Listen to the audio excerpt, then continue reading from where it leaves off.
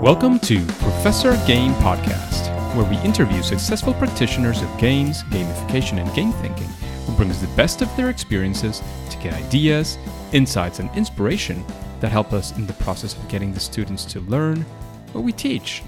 And I'm Rob Alvarez. I teach and work at IE Business School in Madrid, where we create interactive and engaging learning materials. Want to know more? Go to professorgame.com/subscribe, start on our email list, and ask me anything.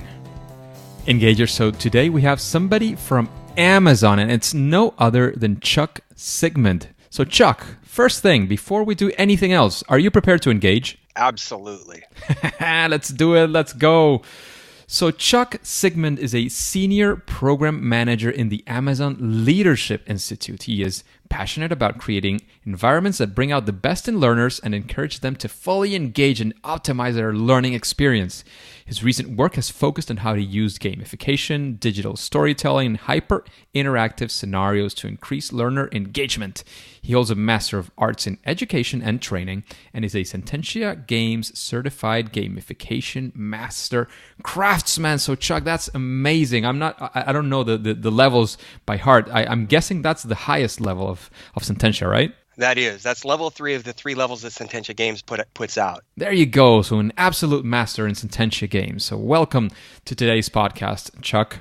And from all that stuff that we've said about you, I'm sure that I have missed quite a few things. Is there anything else you would like to point out? No, I think the only other thing is that I'm a big gamer, and but not in terms of electronic games. I'm really into board games and card games, and really sort of looking at how games are put together and designed. And I think that's what got my passion going for gamification and applying it to learning situations. So we'll be talking about that for sure as well. So Chuck, now that we've known some of the things about you, not all, because we'll never know everything about you. That's too invasive if you ask me. But now that we know a lot about you, can you tell us, what does a regular day with Chuck look like? We were talking in the pre-interview about your travels, etc. But if in a normal setting, perhaps maybe a regular day or week, what does it look like? What does it mean to be Chuck?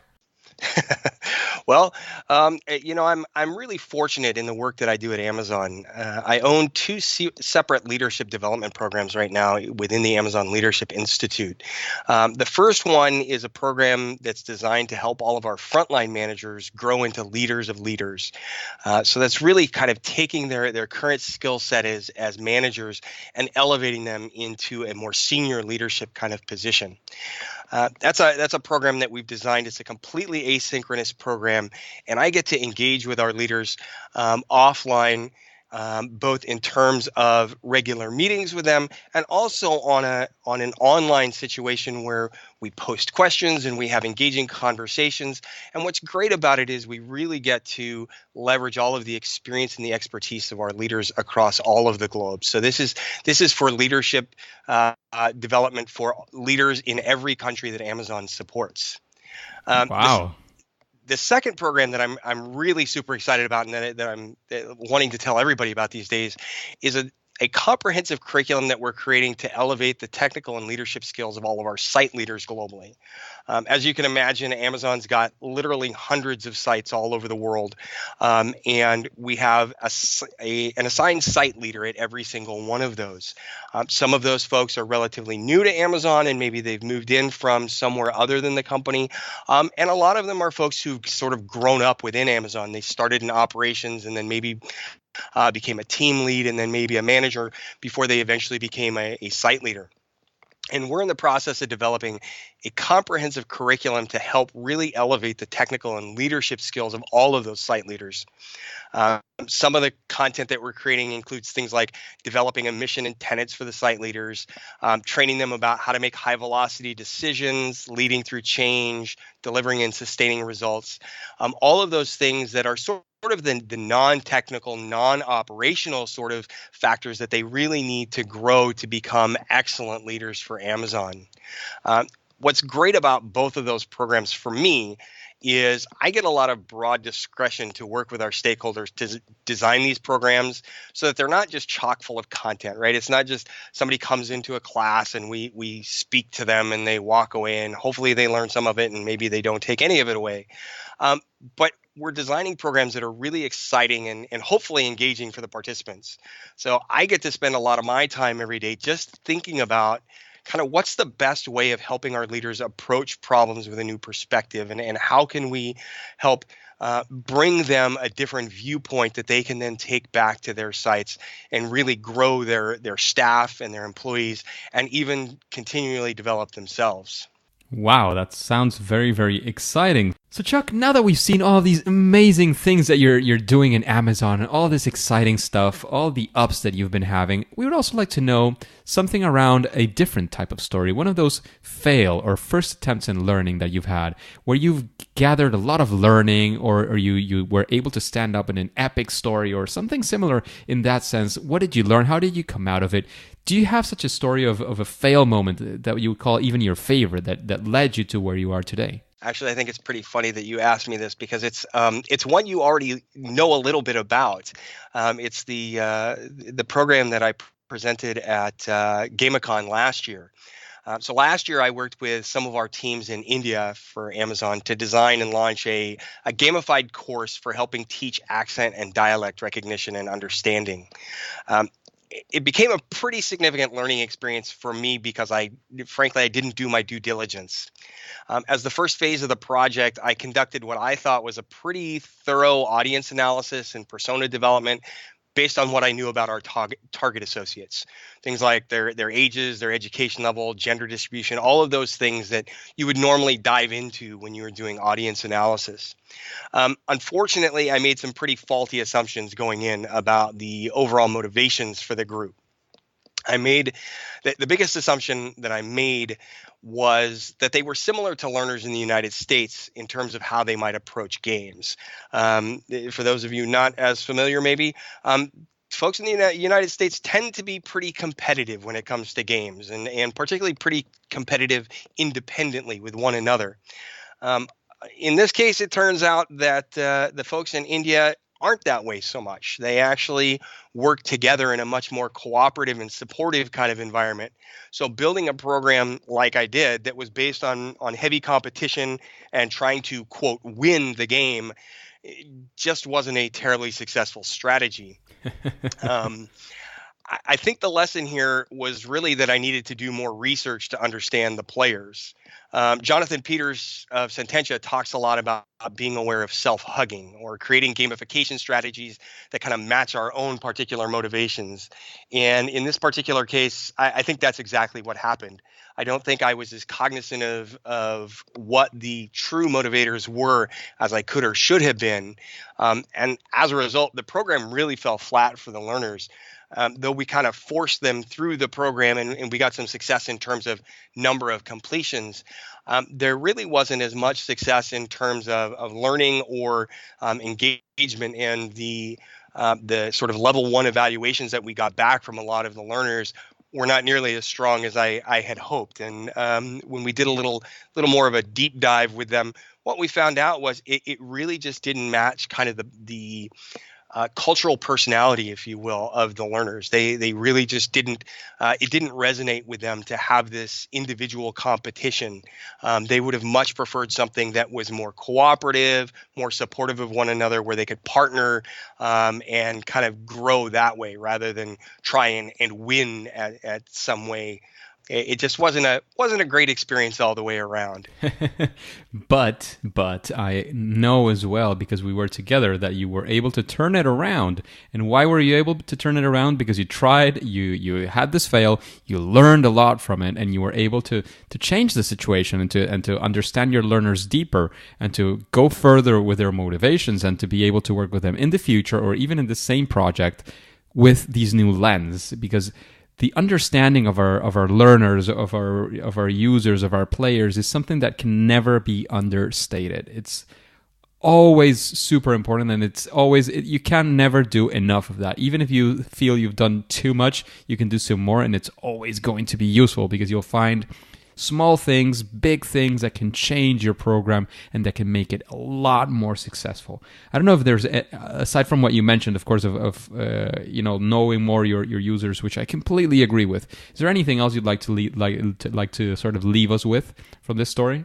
Well, I think you absolutely hit it right on the head. I think it's all about research, research, research, right? And the research shouldn't stop. This is where I kind of failed. The research should not stop once the program is launched. You need to continue to evaluate your program, see how things are going. And if something doesn't seem like it's working quite right, go back and talk to your learners some more and find out what's not resonating for them. Find out how things can be iterated, how you can make changes to really engage them. They are more than happy to talk to you and to share their insights. Believe me, we don't ask our learners frequently enough what they think. And if you just open up and you're willing to listen to some of that feedback and, in fact, listen to some of that criticism, you can really extend your program and make it much better. Absolutely. Absolutely. So now let's make a quick shift into something else that is completely different in that sense, because instead of going for that difficult moment, we would like to know of some story of actual success, something that you would say it's a story that you would be proud of. You set out to do something, had a big challenge, and you overcame it using strategies such as the ones taught to you through Sententia games or any general gamification strategies that you've learned. Can you tell us a story of such a success in Amazon or wherever else, Chuck? Sure. So before I came to Amazon, I used to work at one of the largest healthcare organizations in the United States. And it was your very traditional button-down organization with a very serious kind of sober culture.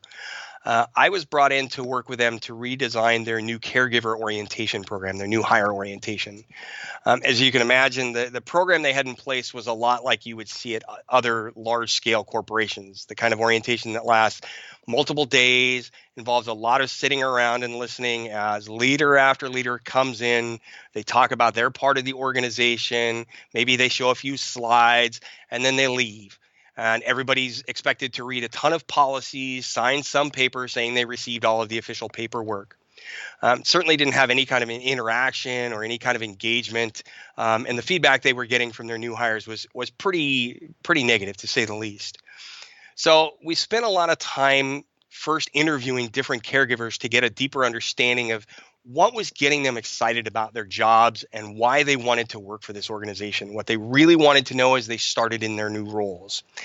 And what we found out, and this is not surprising to me, is that almost to a person, they were really driven by the idea of working for something kind of larger than themselves. And the overall mission of the organization really spoke to them. It was very clear that they were motivated by caretaking, idealism, and social contact.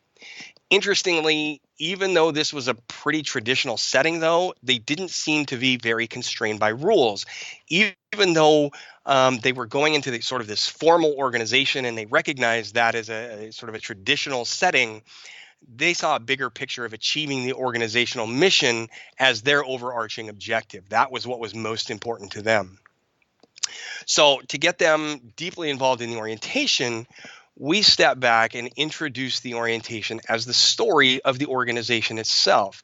And then we brought them in as characters in this story.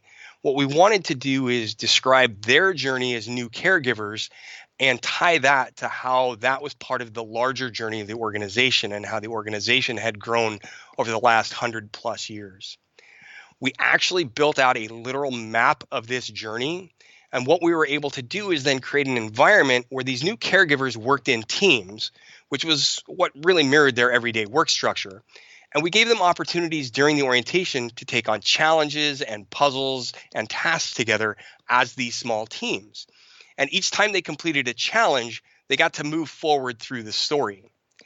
The greatest part about what we did, I think, is that even though they started in these small teams, to be able to be successful and to complete the journey, they actually had to work together as a whole.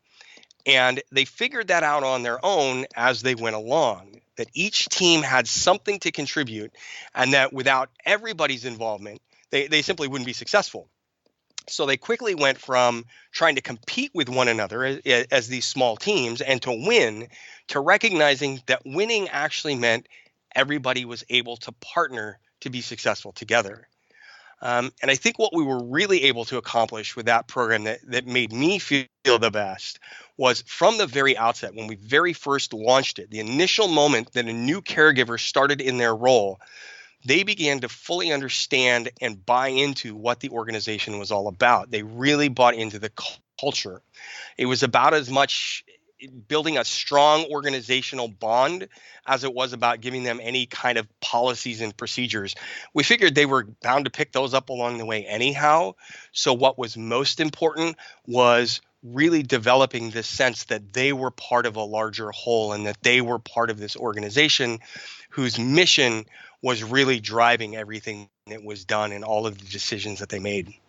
So it turned out to be just a really outstanding program where people walked away feeling like they were part of something. It wasn't just your standard orientation package. And I think that really led to longer retention times and people really being excited from day one when they started their roles. And that I want to completely highlight and put the large marker highlight there on the fact that you designed that epic meaning to them because you understood that was one of the main reasons for them to be there. It was one of their main motivations to even be in this organization, was that higher meaning, that epic meaning, understanding that they were part of something larger than themselves, that they were caring for other people.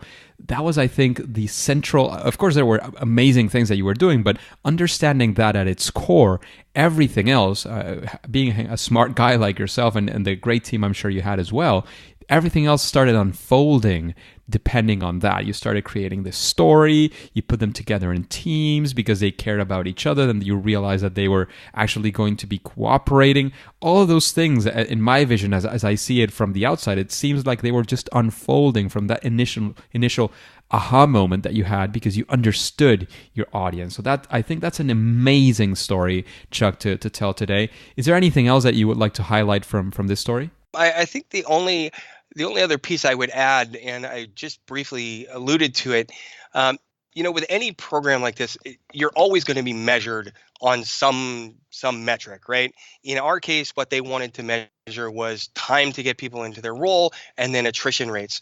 And though we focused a lot on trying to get people to really buy into this culture of this organization, it all led to better measurable outcomes, right? We had lower attrition rates, we had longer tenure, we had all of these things that from an operational standpoint you would be interested in.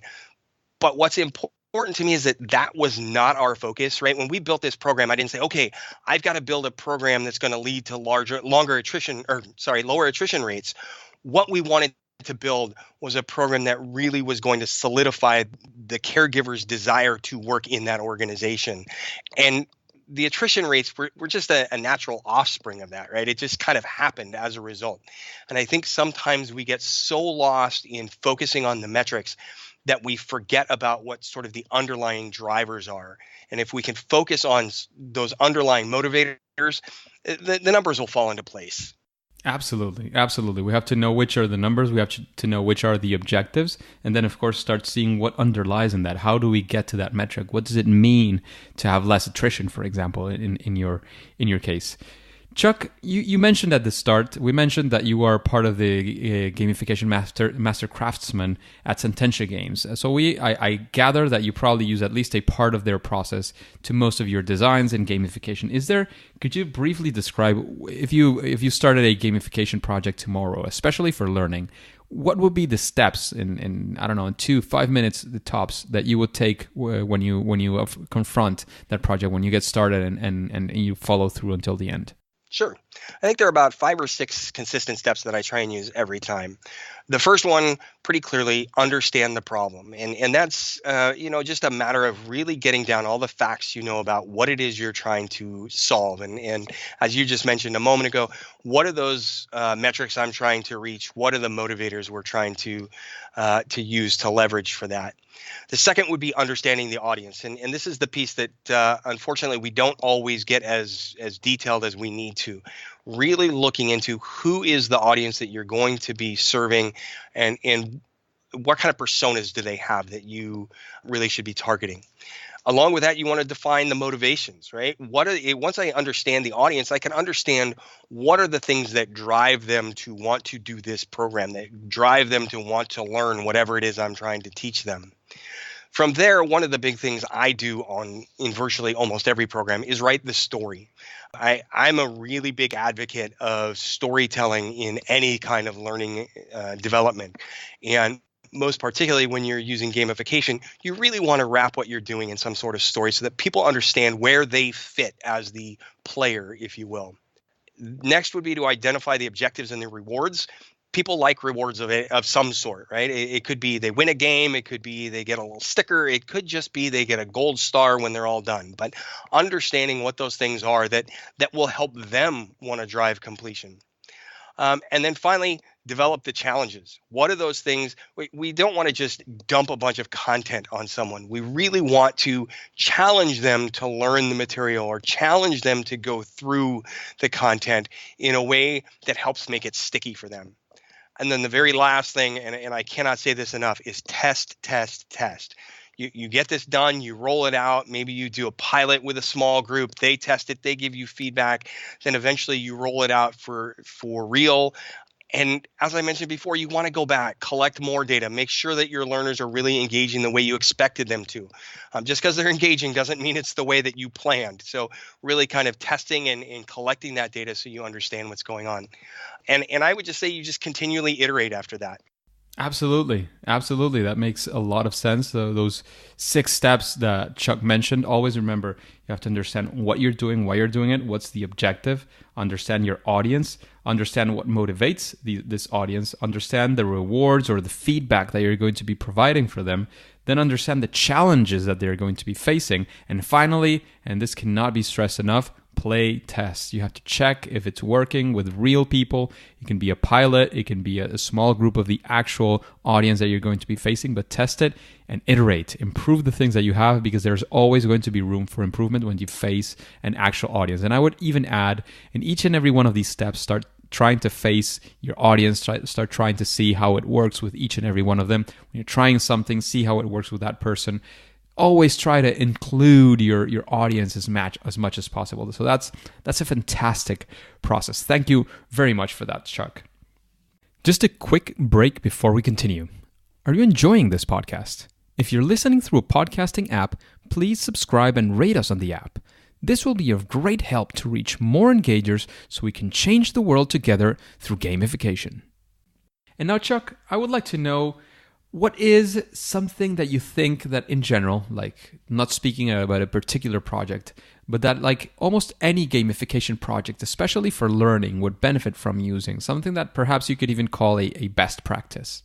It's going to be a little repetitive maybe, but research, more and more research. When you think you know what's going to interest or engage your learners, dig some more. People will tell you kind of the surface, I'd love to have a gold star, or I'd love to have whatever. But what you really need to get to is sort of those underlying motivators. What are those things that are really going to drive people, not just to complete a training, but to really make it sticky, and what's going to make them want to participate and want to take part in that. And again, just as you were just mentioning, after you're done and you roll it out, do some more research. Go and talk to people. Your learners will talk to you voluntarily. All you need to do is ask, and they will be more than happy to share their viewpoints with you. Absolutely. I think that cannot be overstated. So Chuck, now we've gotten to probably one of the most difficult questions of the podcast. And I gave you a quick view of that when we started. What would you say, Chuck, is your favorite game? So I kind of have 2. One is Catan. I love Catan and all of the different variants of that. And for cooperative gaming, I love Pandemic. Pandemic is something that my kids and my family and I have played for a couple of years now, and it never fails to amaze me how many different ways that game can break apart as you're going through, and it can become more and more challenging for you. Pandemic is an awesome game as well. I've played Catan, not that much, but I have Pandemic at home and I absolutely love it. It's one of those few games as well that you can really do the 2-player version, and it really works and it's very, very engaging, and you have 30, 45 minutes and you win or you lose, but it's over. You can do it again, but it's, I don't know, like those things of these games lately, I really, really enjoy as well. So, Chuck, we also get to this other question that you probably have thought about before when you've listened maybe to other episodes. You say, this was an incredible guest, but I would also like to listen to, and that's the next question. Who would you like to listen to in an interview like this one in Professor Game? So I think Kirsten Oberpriller of PentaQuest, her organization is really doing some amazing things with gamification for professional development. They've built some things that I think are pretty unique in the marketplace, and she's just brilliant and a great speaker. Yes, you met her as well, I guess, in gamification in Gamicon 2018, right? That's correct. Yeah, she's from Australia, if I'm not mistaken. Yep. So that would be an amazing guest, and it would help us as well try to bring back some more balance and have some more female, some more of our female guests, which I can't complain. There you We've go. had quite a few, and they are amazing. But we always want to have more and more amazing female guests as well. So, in that sense of recommendations, Chuck, if you had to recommend one book to our audience, to the engagers, what book would that be and why? So I think this is going to surprise folks. I'm going to recommend Freakonomics. I know it's not a gamification book. It's not a game design book. But I think what Freakonomics does is it makes you look at things in a new way. If you read some of the chapters in there, they really take a new and fresh perspective and viewpoint on all sorts of topics that you may have thought about for years. And I think anything like that gets you thinking about new ways of approaching problems or new solutions that you hadn't considered before. That's all gamification is in my perspective, is how do we approach this current problem that we've done the same way 1,000 times? Is there a different way we can come at it that might be more successful? And I think a book like Freakonomics really kind of just knocks your brain into a different dimension and makes you think about things a little differently. Yes, it does. And it's funny because just today I was having coffee with somebody I met over LinkedIn who was traveling here to Spain. And we hadn't met in person, actually. He contacted me through LinkedIn. He's starting to get into gamification and all these things. And I was, for whatever reason, I said, look, what I've observed, at least up until now, is that typically people who get into gamification were before, like in their previous life, were either developers, which is very typical, people who studied, computer engineering, all of these things. It's very typical as well because of the profile, etc. Psychologists and economists for some reason as well, because I guess the behavioral economic side of things is very, very important in this field. Absolutely. So Chuck, what would you say is your superpower in gamification, your sweet spot? So I think, as I mentioned before, for me, it's all about the storytelling. Long before I was into gamification, interestingly, I ran summer daycare programs for kids age 6 to 12. And one of the things that we did almost every day did just sort of offhand storytelling. We would come up with our own characters, we'd come up with our own plots, and then we would just kind of riff on that for half an hour or so. And I think I've been able to carry that forward into the learning and development work that I've done. And it pairs up so nicely with the gamification world. As I said, I think for me, anything that involves gamification has to have some sort of story around it. And I think I do pretty well on that side. That's absolutely great and phenomenal. It's very, very useful. We always talk about the theme, the storytelling side of gamification, which is, in my opinion, something that is fundamental. I think that even if it's not explicit, you almost always will need some sort of a story, a theme, something that wraps things around. And now, Chuck, we're going to go into our random question. So we get questions from the audience. Remember that you can always go and either send me an email or go into professorgame.com/question and send us a question for our guests. And the question for this week comes from somebody is not identified, asks not to be identified, and says, I've always loved games, and now that I see gamification is something people are doing as a profession, I am thrilled. Okay, so you are one of our guys or one of our gals as well. Does my love for games help me get started? What do you think, Chuck? So I think in terms of being able to take that same mindset of being a gamer, whether that's on electronic games or whether it's board games, card games, those sorts of things.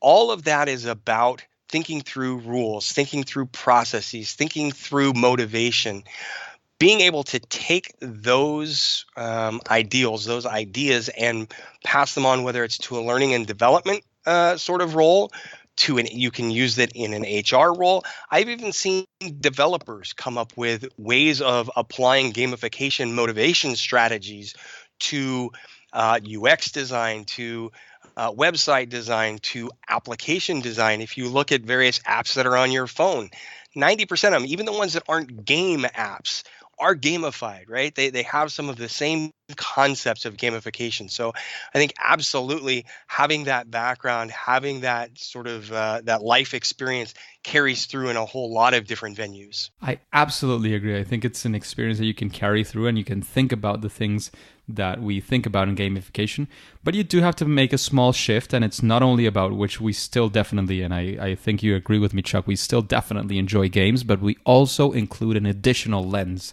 when we're playing games. Often, always, sometimes, but we're also looking at games and seeing what's the mechanics, what am I being motivated by, what's my partner being motivated by, what's my adversary as well being motivated by, what's going on when I see in this game. I want to understand it a little bit better and see what I can apply to my own designs as well.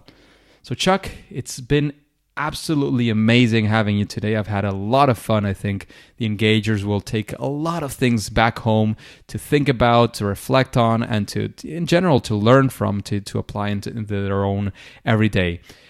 Now it's time to say what's the place where we can find you. Let us know if you want to let us know what you're working on, anything public that you want to show, your social media, anything else that you want to let us know where we can find you. If you have any final quick piece of advice, and then we'll say it's game over.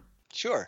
So my quick piece of advice would be, if you're just getting started in this world, play a lot of games. And just as you just mentioned, when you're playing them, deconstruct them. Think through what is making this game interesting to me. I think once you start kind of getting in that mindset, it carries over into the other work that you do with gamification, right? It really is about kind of identifying, why do I like this game, or why does somebody else like this game? Or even better, why doesn't somebody like this game? What are those things that are making this not as engaging for someone? And then lastly, as I mentioned probably 3 or 4 times, talk to your learners. Whatever you do, you've got to get out. You cannot build things in isolation. Build it, roll it out, test it, get feedback, talk to them. They will talk to you if you let them. You have to let them. That's a key, definitely. Chuck, where can we find you in the world of the internet or in social media? Where can if somebody has a burning question to make to Chuck, where can we find you? Sure. Find me on LinkedIn. I'm also on Twitter as Sigmund Chuck. And you can always email me. Feel free to email me here at Amazon, chucksig@amazon.com. And I'm more than happy to chat gamification with anybody. Fantastic. Thank you very much for those places. We will have it mostly in the show notes. As I've said before, I don't put the direct email so you don't start getting spam bots. But if you're a human, you will read it and you'll be able to understand that that's an email address. You can find all of this if you go to Professor Game, you type Chuck, you will also find Chuck Coonrat. That's another past guest. You will also find Chuck Sigmund. You could click on Chuck Sigmund and you'll get all the show notes, links to all the things that we've been talking about. You'll find the Twitter account, the LinkedIn account, and the email if you want to email Chuck to get in contact and make those burning questions that you have as well. So Chuck, again, thank you very much for your time, for all your advice, for all those value bombs that you've been dropping today in Professor Game. However, it's now time to say that it's game over. Thanks, Professor. Engagers, it's fantastic to have you here, and I hope you enjoyed this interview with Chuck. Are you using Instagram? I'm posting fairly regularly and would love to connect with you there. Just like on Twitter, my username is RobAlvarezB. If you enjoyed this interview and want some more, I hope you subscribe if you haven't already using your favorite podcast app, and you listen to the next episode of Professor Game. See you there.